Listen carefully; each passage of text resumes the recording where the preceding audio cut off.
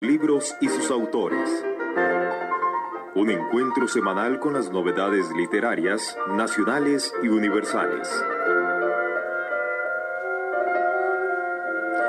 Muy buenas noches, hoy una noche especial. Vamos a conversar con una persona que usted ha escuchado mencionar varias veces, muchas veces, a través de un programa que se transmite en todas las emisoras.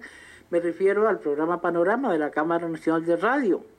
Ahí escuchamos comentarios firmados por don Carlos Díaz Chavarría, quien es precisamente la persona con la que vamos a conversar esta noche. Porque don Carlos, además de comentarista, ensayista, es poeta. Y vamos a hablar sobre su libro, su poemario, La otra mitad de mi diferencia es el nombre del libro. Muy buenas noches, don Carlos. Muy buenas noches, doña Silvia. Es un placer estar acá y muchísimas gracias a los oyentes por la atención brindada. Leyendo el libro de don Carlos nos encontramos con comentarios de varias personas que hablan sobre el libro. Por ejemplo, hay una psicóloga, doña María Esther Flores, que dice: en los renglones donde pone sus poemas va dejando el corazón en carne viva. Estos son los poemas de Carlos Díaz Chavarría. Bueno, yo creo que sí, hay que ser auténtico al momento de escribir. Creo que la poesía, la literatura es una catarsis, le permite a uno desdoblarse también. Muchas veces uno, por los ajetreos, por la vida profesional, laboral, tal vez no le permite transmitir esa sensibilidad que uno lleva. Entonces creo que la literatura, por lo menos en mi caso, me ha permitido liberar ese montón de emociones que puedo traer internamente, y que además de la parte emocional, creo que también mis libros son como un aporte a la parte cognitiva, a la parte racional, porque hacen pensar, hacen criticar, hacen reflexionar, y esa es la idea de la otra mitad de mi diferencia, que en este caso está abordando la temática feminista. Ahí quiero llegar precisamente, porque este poemario, La otra mitad de mi diferencia, Carlos asume el papel de denuncia sobre la situación de la mujer. ¿Por qué usted asume este papel siendo varón? Y es un tema bastante polémico, una posición bastante difícil, porque muchas veces lo va a poner en enfrentamiento con otros hombres que no piensan igual. Y con otras mujeres también, posiblemente, que pueden ser que piensen que me estoy adueñando a la palabra femenina, y también de muchos estereotipos que existen, porque sí me han preguntado por qué usted, siendo hombre, ahora escribe a favor de la mujer. Bueno, lo que pasa es que no es un tema nuevo, este ya es un tema que viene desde hace muchos años, desde dos perspectivas: una informal, que es por la gran influencia que yo tuve de mis abuelitas, de mis maestras, de mis profesoras en el colegio, y por supuesto la gran influencia que he tenido de mi mamá, que es una líder, que es una persona tan sensible, que es una persona tan inteligente, y que me hizo ver en la mujer realmente una persona que valía la pena, que realmente era forjadora. Y después, ya al entrar a la universidad, sí, de manera más formal, con el contacto de conferencias, talleres, cursos, personalidades que estaban adentradas en el ámbito del feminismo. Entonces ahí como que se fue despertando más mi convicción de hacer un libro a favor de la mujer, que criticara ese machismo tradicional, que criticara también mucho a esas mujeres que son las que perpetúan el machismo en los hogares. También el libro es una dignificación a las mujeres que se han liberado, y también a los hombres sensibles que se han comprometido con la causa de género. Entonces creo que fue más bien, este libro es como un compromiso para cerrar un poco ese ciclo de crítica que yo he hecho desde hace como 23 años, y también es una manera de honrar a tantas mujeres que han tenido tanta influencia en mi vida. Una de las comentaristas de su libro es doña Teresita Aguilar. Ella dice: este poemario es un monumento a la mujer de ayer, de hoy y de siempre. Es un monumento a la mujer de cualquier ideología, de cualquier creencia, de cualquier filosofía, orientación sexual, edad. Al final también no solamente es un homenaje a la mujer, también es un homenaje finalmente a los humanos, que se sientan libres, que se sientan sensibles, que externen su pensamiento y sus emociones. Porque también se podría pensar que como es literatura feminista solamente va dirigida a las mujeres. No, perfectamente un hombre también lo puede leer. Me ha pasado que me han llamado hombres y que me dicen que se han identificado mucho con los poemas, y que además a partir de los poemas ahora reconsideran mucho su posición ante la mujer y valoran más a esa otra parte de nuestras diferencias, que sería el sector femenino. Usted mencionaba antes algo interesante, que es también importante variar la mentalidad femenina para poder realmente formar una mujer íntegra que mire de tú a tú al varón. Bueno, que sea un trabajo en diálogo, de concertación, no es una guerra. Porque también hay que tener cuidado con esto, porque cuando las personas escuchan que es literatura feminista, entienden mal el concepto de feminismo, porque el feminismo lo que busca es igualdad de oportunidades entre hombres y mujeres. No es que la mujer se imponga al varón, que ahí estaríamos entrando en otro término que sería el famoso emprismo. No, al final lo que busca el libro precisamente es ese diálogo entre hombres y mujeres, que no sea una guerra. Y al final también hay que empezar, bueno, desde el mismo hogar y empezar por tantas mujeres que son las que perpetúan ese nivel machista en los hogares. Porque una mamá le tiene que decir a la chiquita que le sirva comida a su hermano cuando el hermano perfectamente lo puede hacer. Porque la chiquita se tiene que dedicar a las labores domésticas cuando el hermano o el papá también perfectamente puede aportar.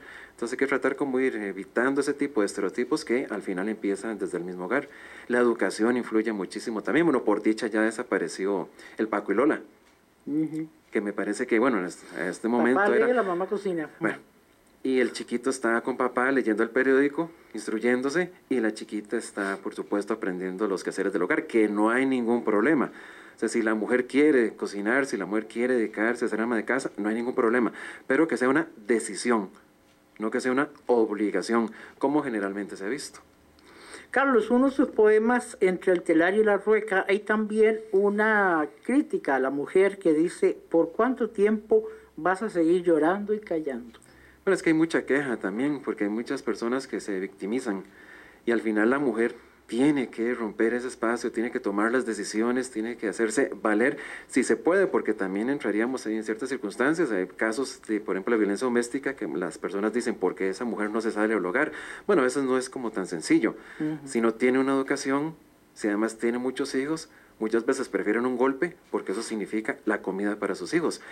Pero por eso entonces la gran oportunidad, especialmente las generaciones jóvenes, que tienen la oportunidad de educarse, de aprovechar que tienen esa oportunidad para no ser tan dependientes de, porque también estamos en una sociedad donde generalmente nos fomentan a la dependencia.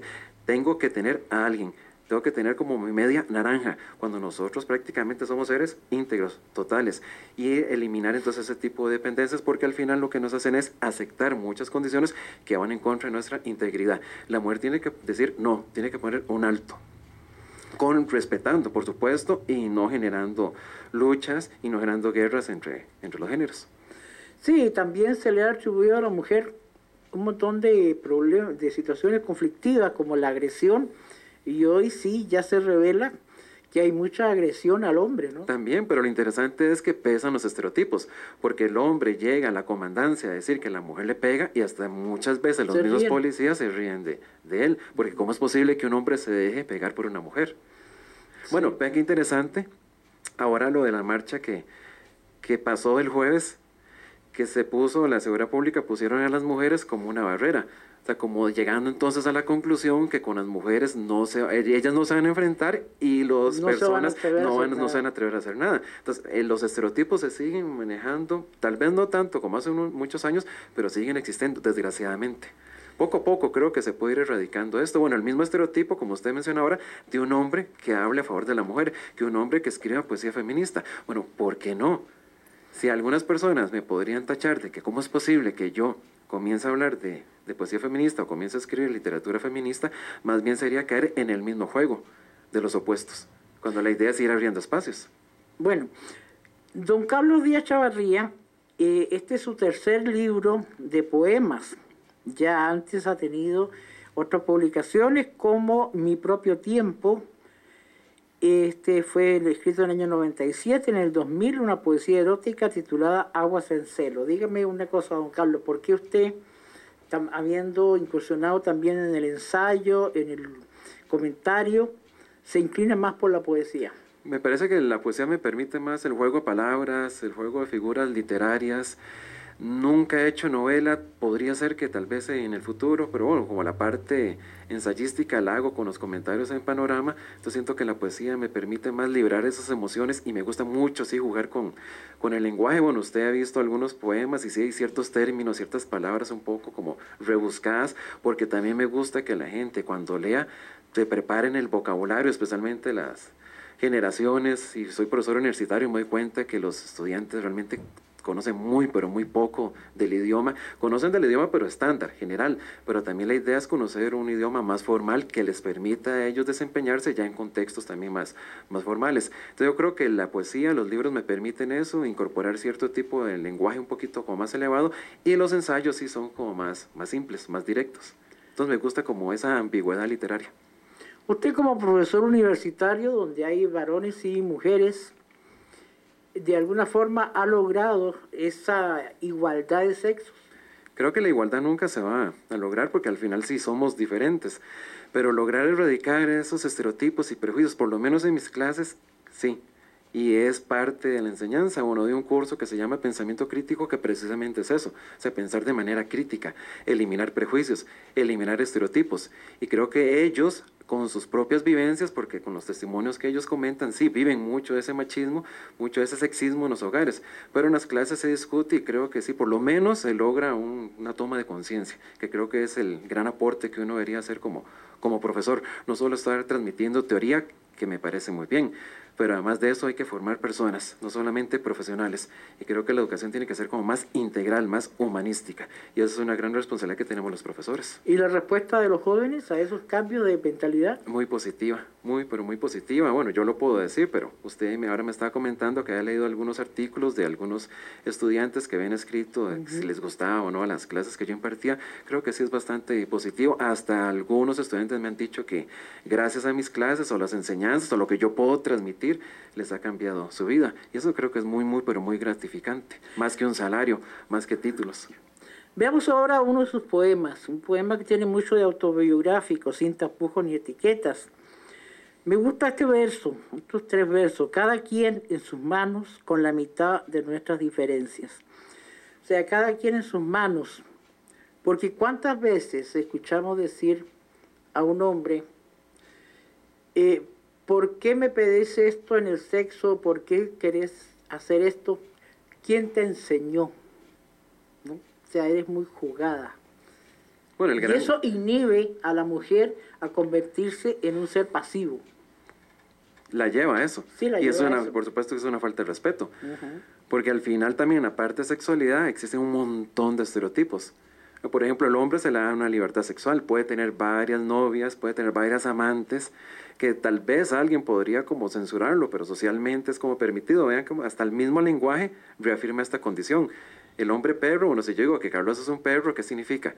Carlos es el mujeriego, el que tiene un montón de mujeres, no se le sataniza. Entre los hombres, por supuesto, es un gran éxito tener a la lista de mujeres con quien me acosté. Pero si a alguna mujer se le dice, bueno, por ejemplo, perdonando, María es una perra, entonces sabemos cuál es la connotación negativa que tiene. O sea, se tiene que mantener virgen hasta el matrimonio. Bueno, ¿por qué? Si el hombre tiene libertad sexual, ¿por qué la mujer no la va a tener? Claro, siempre y cuando se haga de manera responsable. Pero sí, el estereotipo se maneja muchísimo. El hombre puede llegar a la madrugada a una fiesta, el papá y mamá se lo permiten, pero la mujer tiene que llegar a determinada hora. Bueno, ¿por qué no se le da la misma libertad? ¿O por qué no se le condiciona también al hombre?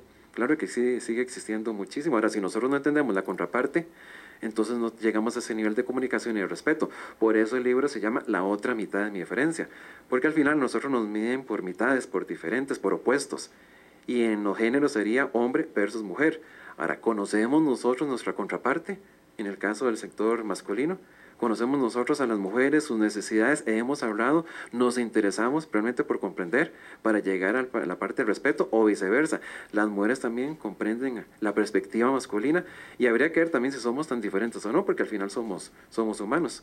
Socialmente tal vez sí nos construyen de determinada manera, pero yo creo que entendiendo al otro, perfectamente podríamos llegar a respetarlo y podríamos llegar a un nivel de equidad, que creo que es lo ideal que se estaría buscando, por lo menos en este siglo XXI. Sí, sobre todo en esta parte, la que te mencionaba, reitero, que muchas veces la actitud del hombre inhibe a la mujer a decir, esto no me gusta que me muerdan las orejas, no me gusta que me hagan esto, o bien hágame esto, y el hombre reacciona violentamente, ¿no? Sí, el hombre como activo y la mujer como pasiva. Sí. Bueno, que muchas veces, hasta en la misma literatura, muchas veces se maneja así, hasta en los poemas más amorosos, Pablo Neruda, por ejemplo. Bueno, la mujer es el objeto de deseo, pero es el objeto, no es el sujeto. Sí. Bueno, y ni para qué en medios de comunicación también, en anuncios, publicidad. se remarca, por supuesto, a la mujer como un objeto sexual. Sí. Veamos a otro poema que habla de su madre. Bendigo tu sexo. Ahí hace todo usted un halago a la mujer, como ser humano. Bueno, es que qué mayor inspiración que mi mamá. Bueno, el libro también está dedicado a ella. Han sido 40 años en que ella ha estado conmigo, en la mayor presencia, siempre acompañándome, siempre apoyándome. Ha sido mi gran ejemplo, mi gran inspiración. Eso realmente para mí, mamá es una heroína. Entonces quise hacerle un poema donde fuera dedicado para ella, pero que perfectamente cualquier mujer lo pudiera leer, independientemente si es madre o no es madre, porque también otro de los grandes estereotipos que existen es que la mujer tiene que tener hijos para realizarse. ¿Quién lo dice? Bueno, ¿quién lo dice? El sistema patriarcal, también el sistema machista. Una mujer perfectamente puede realizarse integralmente sin ser madre. ¿Y cuántas han sido madres? Y más bien, mejor no hubieran sido, porque no tienen un buen comportamiento con sus hijos. Entonces quise hacer ese poema precisamente para dignificar la figura femenina, y qué mejor que haciéndoselo a mi mamá. Otro de sus poemas es Inquisidor absoluto del macho. No, ese es el que habla sobre sin tapujos ni etiqueta. Sí, sin tapujos ni etiquetas. Ajá. Es prácticamente autobiográfico, porque es el hombre que soy o que quiero ser, que pretendo ser, que es un hombre sensible, que no le dan miedo las etiquetas, que no le da miedo ponerse una camisa rosada, que ya por lo menos se ha cambiado ese estigma, pero bueno, hace muchos años ponerse una camisa rosada significaba que era gay, por el mismo estereotipo, que no me da miedo abrazar, que no me da miedo llorar, como generalmente se dice que el hombre no puede llorar, y no ahora adulto, desde pequeños, que el chiquito se cae y no puede llorar. Bueno, ¿quién dice que no puede? ¿Por qué limitar tanto ese tipo de emociones? Entonces, sin tapujos ni etiquetas, precisamente es eso, es un hombre liberado, un hombre sensible. Vos, la olvidada. Este va dedicado a la mujer.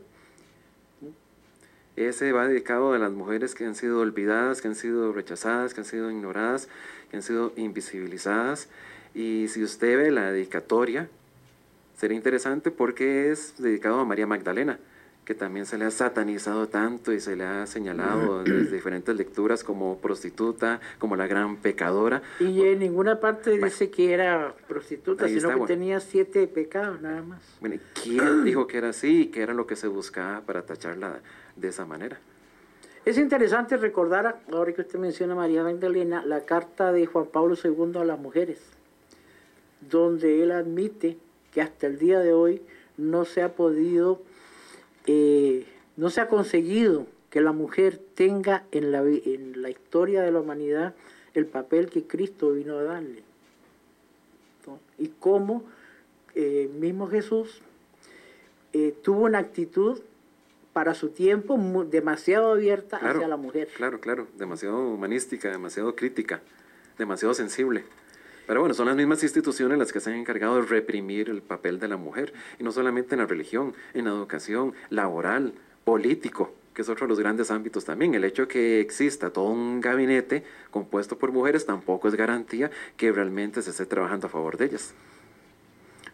Usted tenía ahí algunos poemas que nos iba a leer.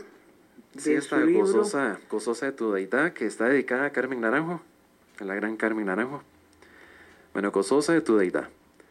Te concibo indomable, luna llena de signos, sin manzanas para tentar, sin colores rosas para vestir, sin protocolos que cumplir, sin obligados silencios, sin asombras del ocaso, sin poses para encajar, habitantes de paraíso sin huellas masculinas, conquistadora de tus pensamientos, artífice de tu historia, madre por elección, como debería ser, dueña de tus acciones, gozosa de tu sexo, con ovarios para luchar, amante de tus instintos, irreverente deidad femenina, sí, diferente, desnuda alma de escritora, embelesada entre tus sentidos, profanadora con tus intelectos, con tus labios enardecidos, despojada de titiriteros, siendo parte de la historia, del devenir de mi historia, libres.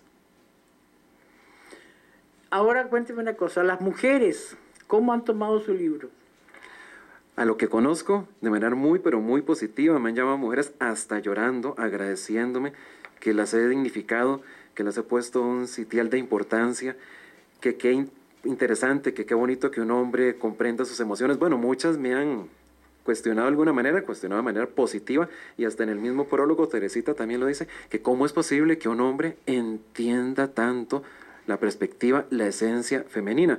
Pero bueno, al final no es un hombre escribiendo, al final es un humano, y perfectamente puedo transmitir cierto tipo de emociones que no necesariamente tienen que ser propias de la mujer, pero sí ha sido de manera muy, muy, muy positiva. La crítica también lo ha recibido el libro muy, pero muy bien. Hace unos días me enteré que en una de las páginas de crítica literaria de Costa Rica y de Centroamérica le pusieron un nivel de genial. Y claro, eso para un autor es muy, pero muy, muy, muy gratificante, más allá de lo que pueda significar el orgullo propio, el orgullo de saber que tal vez está generando cierto cambio en las mentalidades de las personas. Y los hombres también, como le mencionaba anteriormente, también muchos me han agradecido esa nueva visión que yo transmito a partir del libro, que me imagino que tiene que haber otros escritores, otros hombres que también han hecho algún poema, algún cuento, alguna novela con temática, algún personaje de esa orientación feminista, pero por lo menos en Costa Rica, 100%, un poemario, sí, soy el único. Por lo menos lo que conozco hasta el momento y lo que me han dicho ciertos críticos también literarios. Usted está dando una luz a cómo debe ser la relación hombre-mujer. ¿Y las suyas con las mujeres cómo es? Muy positiva, de mucho respeto, de mucho diálogo, de mucho entendimiento, de mucha comunicación, muy asertiva, me parece. Sí, no soy un hombre, no quiero casarme porque creo que no tengo el tiempo que le podría dedicar a esa persona y que le podría dedicar a los hijos, y me parece como más honesto llegar a la conclusión de que no voy a invertir tiempo si lo voy a estar dividiendo en la parte literaria con mis clases. Creo que no soy un hombre como para estar casado y saber que no voy a dar nada más como la mitad de mi tiempo, pero respeto mucho a las personas que sí lo pueden hacer, y creo que en la comunicación está la esencia de la convivencia. Volviendo a los poemas de La otra mitad de mi diferencia, no más tradición. Este es un enfrentamiento también a la mujer. Eso es fuerte, eso es como directo, y ahí es una crítica precisamente de toda esa tradición que se ha mantenido en diferentes lugares, como por ejemplo, como puede ser la iglesia, el Congreso, el hogar, el hecho, la ciencia, porque al final desde años y años, desde siglos, se viene condicionando a la mujer en esos diferentes ámbitos. Por más luchas que existan, por más leyes, desgraciadamente la mujer sigue teniendo una posición secundaria en la sociedad. Bueno, ¿cómo es posible que una mujer con los mismos títulos y la misma experiencia que un hombre gane menos dinero? ¿Por qué? ¿Por qué seguir permitiendo que tantas mujeres sean insultadas en la calle por medio de piropos tan soeces? ¿Por qué? Entonces creo que sigue existiendo ese tipo de discriminación, desgraciadamente. Y ese poema es muy directo, no más tradición. Rompamos esa tradición, digamos un no, y digamos sí a la igualdad, a la equidad de géneros. Sí, es un reto a la mujer también, ¿no? Es un regaño también, muchas veces, un regaño. la primera parte. Póngase las pilas. Actúe, defienda sus derechos, hágase valer, que es lo más importante. Y usted también tiene unos libros inéditos que todavía no se han publicado, Huellas con rostro de mujer. Ese es uno de biografías, sí, me encantaría hacer un libro de biografías precisamente de muchas de esas mujeres que han tenido una gran influencia en mi vida, porque sí me siento un ser privilegiado, porque por ejemplo en la universidad tuve el gran honor de conocer, de enfrentarme por primera vez en mi primera clase con doña Rosemary Karpinski, que para recordar, doña Rosemary fue una gran profesora universitaria, historiadora, doctora en historia y primera presidenta de la Asamblea Legislativa, una gran intelectual de este país. Ella me formó también cuando iniciaba mis clases universitarias. Tuve el gran privilegio de conocer a doña Marina Bolio, exministra de Cultura, y ahí en una gran lista de mujeres como Carmencita Granados, Emilia Macaya, la gran escritora feminista Yadira Calvo. Entonces me encantaría hacer como un recuento de esas biografías, de esos grandes personajes, de esas grandes mujeres que han marcado historia en este país, que desgraciadamente, como ya tal vez no están en una universidad, como ya no están en los periódicos, como ya no están en la política, muchos jóvenes no las conocen, porque por ejemplo en las clases yo les menciono a ellos que si conocen a doña Rosemary Karpinski, ellos no se imaginan quién es. Pero bueno, cuando ya saben y les comento y ellos hacen un estudio de estos personajes, realmente ven lo valioso que han sido estos grandes personajes, que además sí dejaron una huella en el país, que sí trabajaron por hacer patria, que realmente amaban lo que hacían y que por lo menos no basaron su su trabajo en tantos espectáculos como generalmente pasa en la actualidad. Entonces me encantaría hacer un libro de las biografías de ellas. ¿Y días de diálogo son ensayos? Sí, ya tengo, bueno, el de Panorama en Panorama, que es una recopilación de los comentarios de los primeros 5 años en Panorama, ya tengo 14, pero entonces sería como más amplio, porque bueno, en el Panorama sí serían como eran más pequeñitos. Días de diálogo sí ya serían ensayos propiamente con sus respectivas citas y tal vez abarcando temas que no he abarcado en los periódicos o en la radio. Eso lo tengo pensado tal vez de aquí a 2 o 3 años, porque sí me gusta como descansar un poco, no yo porque siempre sigo escribiendo, pero sí como que no saturar tanto de mis trabajos, porque al final conozco también, por ejemplo, escritores que sí, tal vez son como muy productivos y que sacan muchísimos libros al año, o editoriales que sacan muchos libros, pero el problema es que se sacan muchos libros y al final prácticamente nadie los conoce o no le dan el apoyo. Sacaron un libro hoy y ya dentro de 2 meses sacaron otro libro, entonces este libro que ya es viejo, prácticamente no se le dio difusión. Entonces yo por lo menos busco que